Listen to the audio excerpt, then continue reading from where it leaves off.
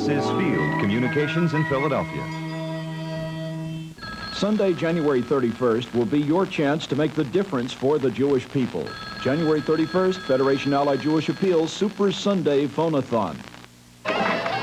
Tonight at 11, Steve Martin is host to Deborah, Harry, and Blondie on Saturday night.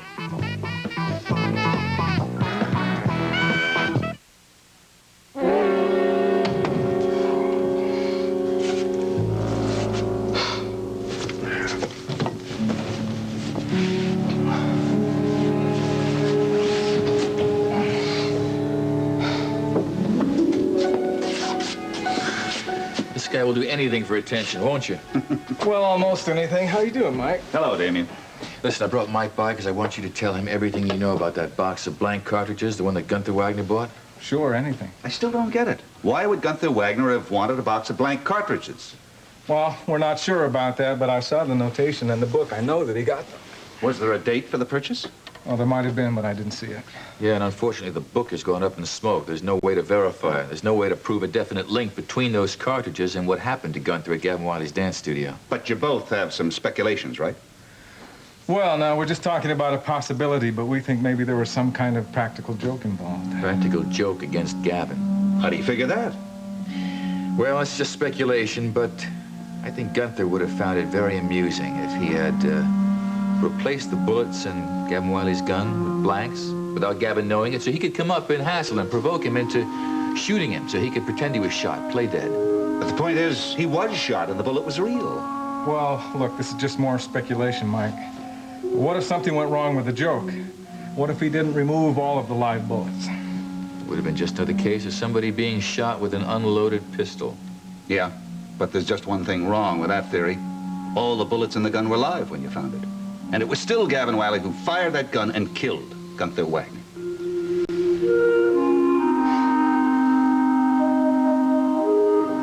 You're doing a good job.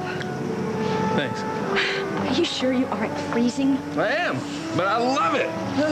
I just love breathing this clean, cold air. I never knew how sweet it could be. Yeah, it's invigorating. The phone! Saved from frostbite. No stamina. I was waiting for a good excuse. No stamina at all. Thin blood. It's for you, Mr. Wiley. Thank you. Hello? Gavin, Mike Carr. I wonder if I could have a few minutes of your time. There's something I'd like to talk to you about right now. It's Mike Carr. Maybe it's good news.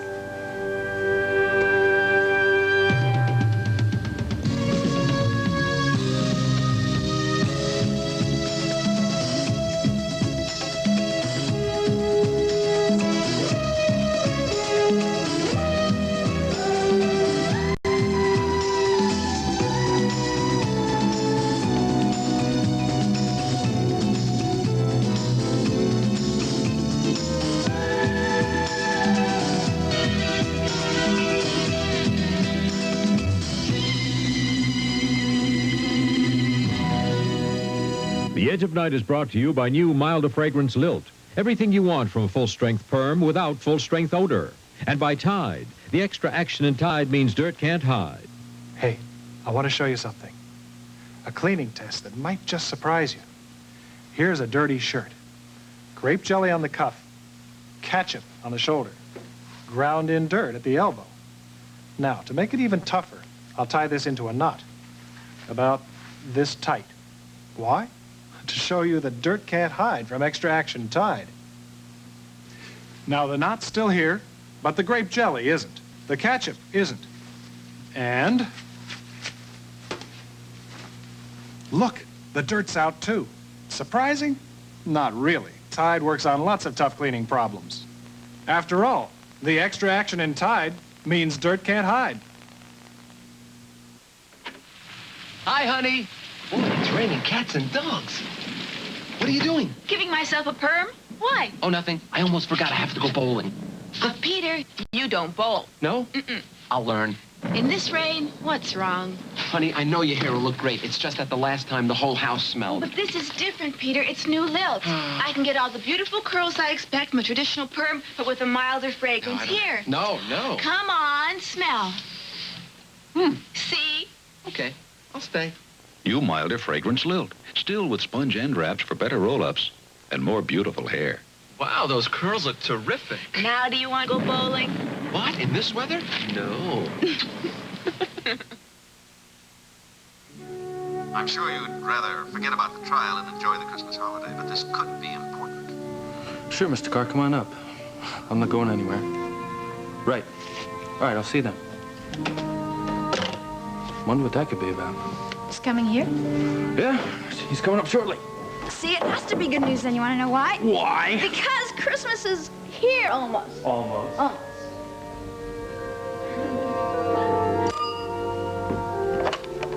Kavanaugh residence. Miss Kavanaugh, please. Mrs. Kavanaugh isn't here right now. I'll be seeing her shortly. May I take a message?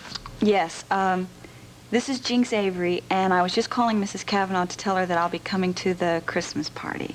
So you may tell her that I'll attend with pleasure. In case she was wondering. Well, would you have any reason to doubt your acceptance? Yeah, Dr. Kavanaugh probably told her that I was back in the hospital. Oh, I'm sorry to hear that. No. He promised me that I'd be out tomorrow morning. Oh, well, that's good news. I'll be sure to give Mrs. Kavanaugh your message, and I hope you feel better. Thanks. Bye now. Bye-bye.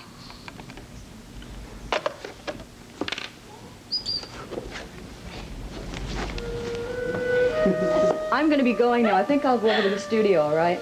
Yeah. Bye-bye. Bye.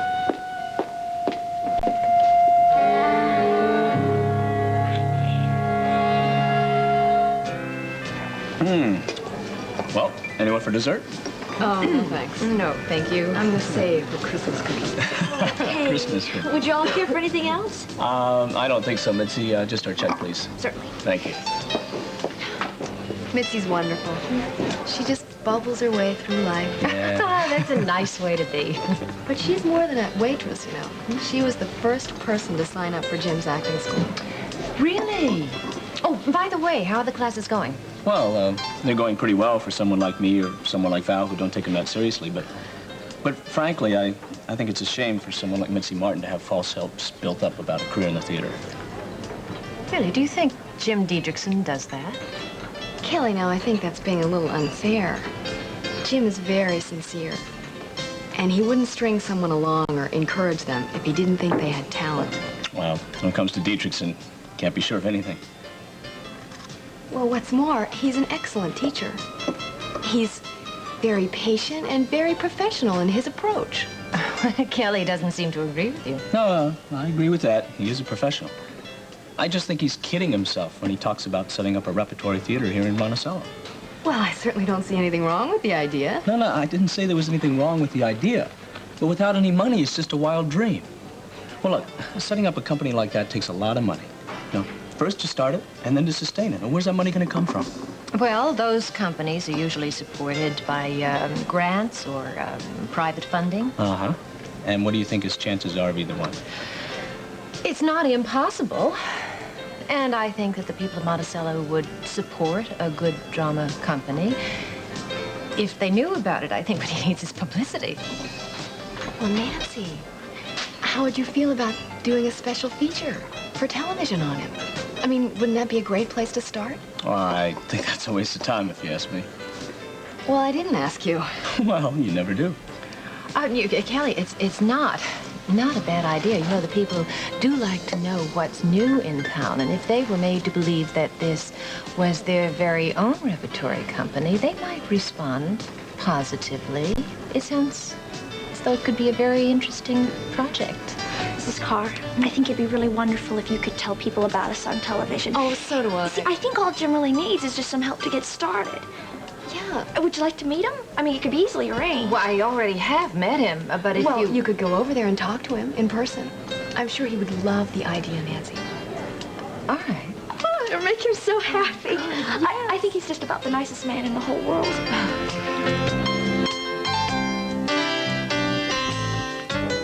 $480, $500, Just a minute, Jim. $520. How come you can't trust me with my own money? Johnny, just be quiet. I'm trying to count here, you know?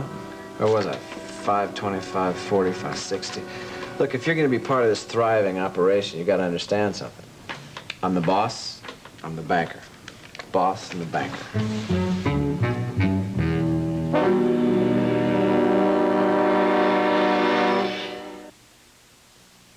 Merry Christmas, Fozzie. Oh, boy. What is it? It's a birdhouse. It's a one-step, Fozzie. Take a picture. Ow. Just point it and press the button. That's gonna be over his head. Point it at what? At us. Ah, now what? It is over his head. Press the button. Hey, this is easy. I'm beautiful. Take more. You see one-step pictures along with the presents, and there's no simpler camera. No simpler bear. With a one-step.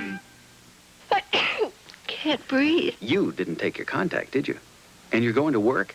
That's the way. Keep going. George. You choose. Label says take this, but only when you stay home. Take this, and you'll need 6 for just today. 6? Or take this one little contact. That settles it. That's good. You'll get all their decongestant without their pain and cough things. I'll phone you from the office. 12-hour contact. Keeps you going. Hello. I don't know, it seems awfully funny that you're the banker of this outfit. Self-appointed at that. Johnny, I'm just trying to be honest, frank with you. Remember what happened in Los Angeles? Like what? Every time you had a couple of bucks in your pocket, it was gone. 15 minutes. I'm doing you a favor, taking care of your money for you. Big of you. Anything for a friend. That's our Jimmy. Well, now I'm flat. I've got a half a buck. Can I please have some spending money, walking around money? Well, we wouldn't want to get caught up in a vagrancy situation, would you? Here you go, Johnny. Gee, thanks.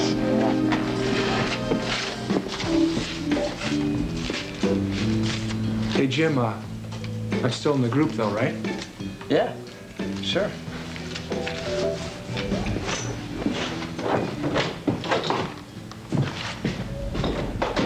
Oh, man. You are too much. Can I help it if I'm persuasive? Yeah, I gotta admit, you're still a charmer, Jimmy. But now poor old Johnny's $500 isn't gonna get us too far now, is it? Now that your girlfriend turns out to be as poor as a church mouse, maybe you ought to find a new girl. Hector, you know you got a big mouth. I don't give a damn about her money. Now get that straight. Do you expect me to believe it's L-U-V? I don't care what you think, Sonny. Oh, I see. Well, if that's true, you got a big problem. Yeah? What's that? What are you gonna do when Valerie Bryson finds out that you're not the guy she knew in Switzerland? She's not. She can't. Besides, eventually it won't make any difference. How'd you do it, Jimmy? You must have done a lot of homework over in Switzerland. Oh, come on, you can tell me. You know I will carry your secrets to the grave. Do I have your word on that? Okay. Switzerland. I use my time very well over there. Like I say, something always turns up. I met a lady named Frau Mueller, who was the maid at the Bryson household. I showed her my pictures from Vietnam in my Marines uniform, and she was sure that I was the one that Bryson operated on. She was very talkative. She answered all my questions. Ah, yes. It was terribly sad about poor Dr. Bryson. A kind gentleman. How could a kind gentleman be such a criminal, as they say he was? I wonder about it myself, Frau Mueller. The doctor was very kind to me when I was here. And how nice your face turned out. I'm so glad for you, Herr Dedrickson. It's just too bad that Herr Doctor couldn't be here, so that I could thank him for what he did. Tell me, Frau Mueller, what about all the rest of the people who used to work at the clinic? What's become of them? Well, Nurse Wilhelm, she's working in a hospital in Zurich. And Nurse Nefaling, she's living with her cousin in Lindau.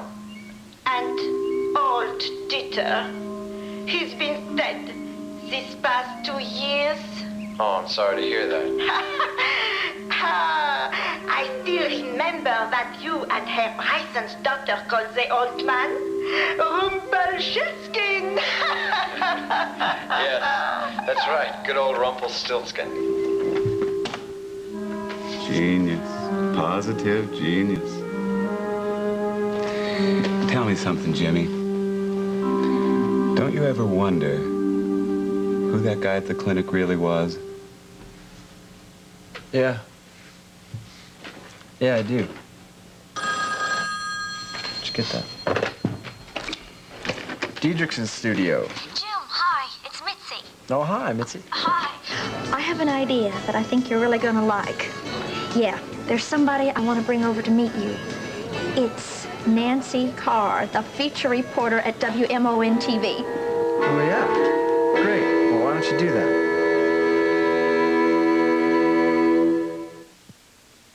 You want a bite, Pumpkin? She can't chew that. Whoops. You're the baby expert. No, it's just right. Everything for Karen has to be just right. Even her clothes need special care. Oh, so you washed them in this? For that ivory snow softness. I think it's just right. Ivory Snow starts with pure soap. That's what gives babies' clothes that Ivory Snow softness. Soft. Just right. Ivory Snow, just right for babies' clothes. Mom, he took my brownie. Ricky. No, he took half. I can't put it back together. Well, you can if it's moist. It's magic. Duncan Hines does the trick. The liquid chocolate flavor packet makes a moist batter that makes brownies so moist they cling. Magic. For my next trick, I'll make this brownie disappear. Duncan Hines brownies. Our magic is our moistness. You invite me over for a friendly dinner, and look what I find. Another glass. Eddie, it's got lipstick on it. And just after this greasy pan. It's not my shade. Dawn will handle it. After those greasy dishes? Try it yourself. Water doesn't feel greasy, or my hands. And this glass looks as good as the first one. Dawn's great, huh? Now, about the lipstick. What lipstick? Dawn takes grease out of your way. Okay, now. Listen, I didn't want to talk in front of Mike, but I'm recommending you for a commendation for this undercover job. Thanks a lot, Chief. That really wasn't necessary. No, you did quite a job. In New York, they wanted me to convey their thanks, see? They were impressed.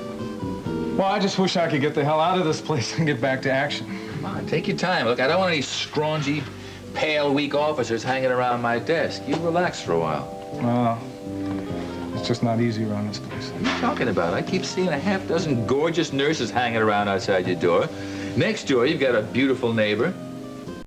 Oh, yeah? Wait a minute. Tell me more about this. I mean, never mind. I think I've told you too much already. Hey, why?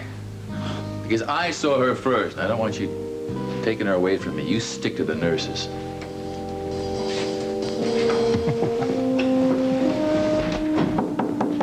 Come in.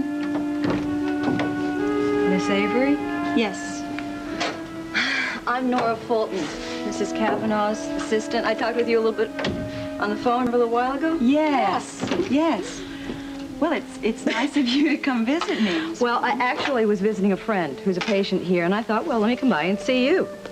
I've heard so much about you. Oh, dear. Should I defend myself? What have you heard? Well, the Kavanaughs talk about you all the time. Well, how flattering.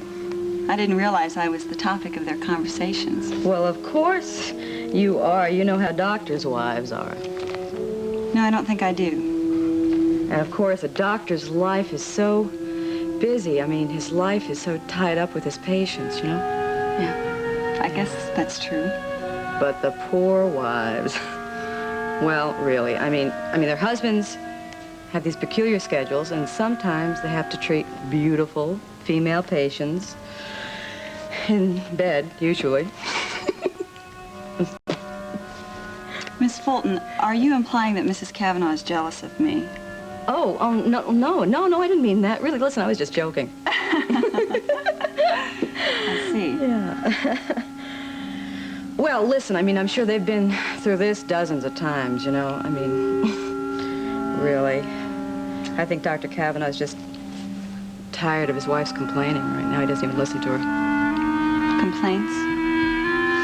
You know, I really feel bad for Dr. Kavanaugh sometimes. It really touches me. It's so, you know, sad.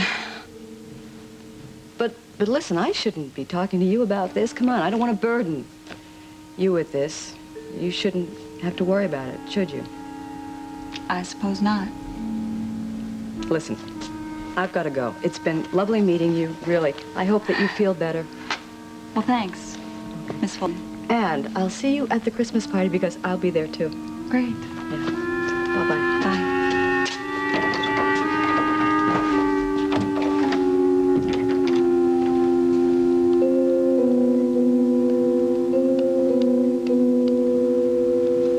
Thanks, Jody. Sorry to break in your time like this, Gavin, but something new came to my attention, and I want to pursue it right away. Sure, Mr. Carr, sit down. Thanks. Listen, can I get you anything? Coffee, a drink? No, nothing at all, Jody. Now, I don't know where this might lead, or even what it means yet, but one of Chief Mallory's men came across something that's rather interesting. What is it? We don't know exactly when, but we found out that Gunther Wagner bought a box of blank cartridges shortly before his death. Blanks? I don't get it. I'm not sure of the significance either. Did he ever own a gun? Not that we know of. So what could it mean? Maybe nothing at all. But the idea occurred to us that perhaps Gunther wanted to play a prank on someone. Possibly you, Gavin. But why? Did Gunther know that you had a gun in the studio? Yeah, I made sure they did because I felt it would keep him from doing any funny stuff. But obviously the threat of a gun didn't matter. Oh, but maybe it just incited him to try something funny. Do you think that's possible? Well, this may be pure conjecture, but let's say that Gunther somehow gained access to your gun, exchanged the real bullets for blanks. That way he could provoke you without any real danger to himself. It's an idea. Oh, now, wait a second. I mean, we know the bullet that killed Gunther was real, obviously. Let me ask you something else, Gavin. When the gun went off that night, did you actually see any blood? Do you remember? Yes, I did. There was a blood stain on the front of the shirt. I can't forget that. I see. Look, I don't understand. Mr. Carr, what could all of this mean? Jody, that's what I'd really like to know. Free gravy. Starting a restaurant, Pete? Nah, it's this special pack of shake and bake with free gravy mix. Gravy cooks right along with the chicken. That's new. That's right, and... Gets all those good pan juices. Yes, and... And when your chicken's ready, so is your gravy, good and hot. That's right. Shake and bake coating mix Makes our kind of crispy golden chicken. And with gravy. Yeah, this special pack of shake and bake... Free gravy, can't beat that.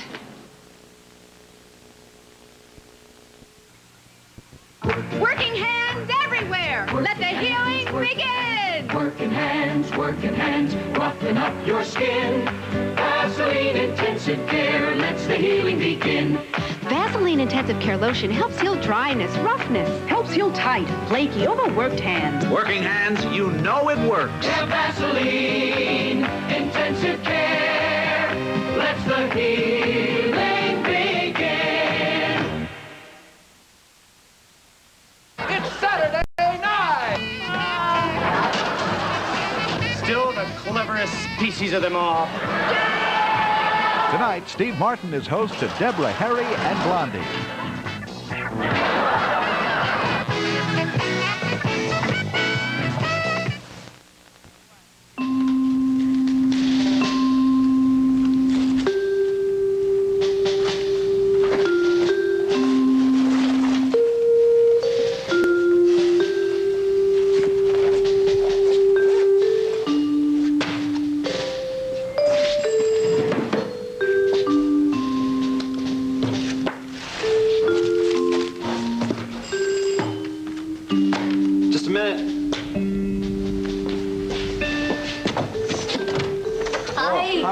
Mrs. Carr, this is Jim Diedrichson. Hello. How do you do? We've already met. Yes, it was over at Mallory's studio.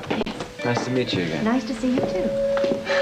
Didn't I tell you he was wonderful? Yes, you did. Well, Mitzi's sort of my one-woman public relations agency. And what's wrong with that? Nothing at all. I really need the support right now. As you can imagine, it's tough getting an operation like this off the ground. Oh, yes, I'm sure it is.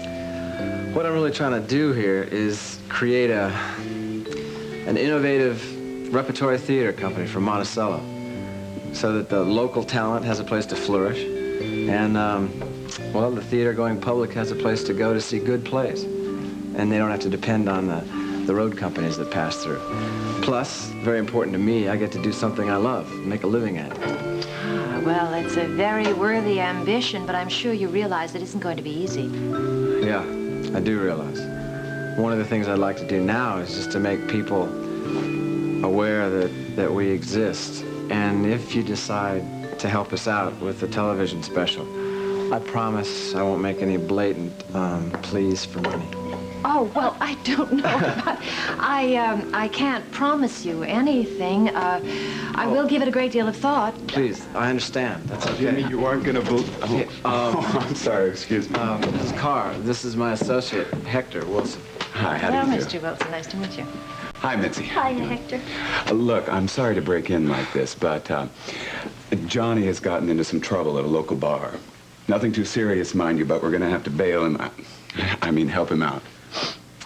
Yeah, well, we've got business to take care of, so if you'll excuse us. Mitzi, would you take care of the lights and lock up? Yeah, no problem. Mrs. Carr, it was really nice to have met you, and I'm sure we'll meet again sometime. Thank you for coming. Look forward to it. See you later. Bye-bye. Nice to meet you. Bye. Goodbye. Well, I suppose we should go too. Yes, we should. I just remember, I asked Jim if I could use his tape recorder to rehearse with. He said it'd be okay.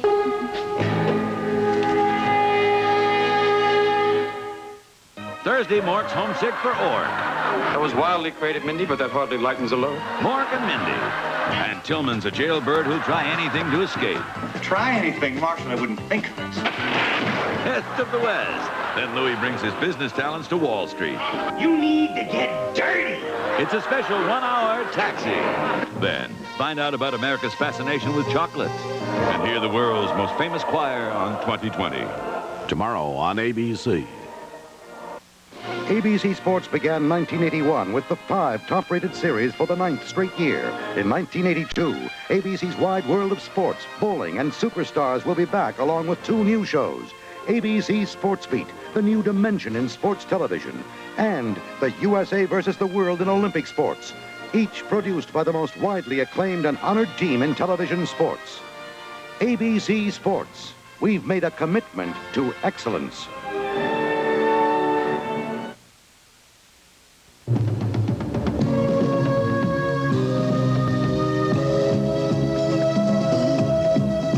Tonight at 8, the Marx Brothers embark on a campaign to further the career of a promising young tenor and almost set up a...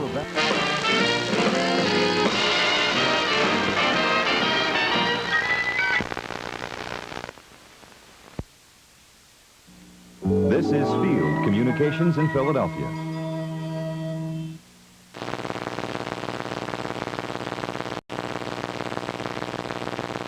The Children's Aid Society at 311 South Juniper Street in Philadelphia needs foster homes for boys and girls of all ages. Call 546-2990 for information about becoming a foster parent. The need is urgent. Call the Children's Aid Society today at 546-2990.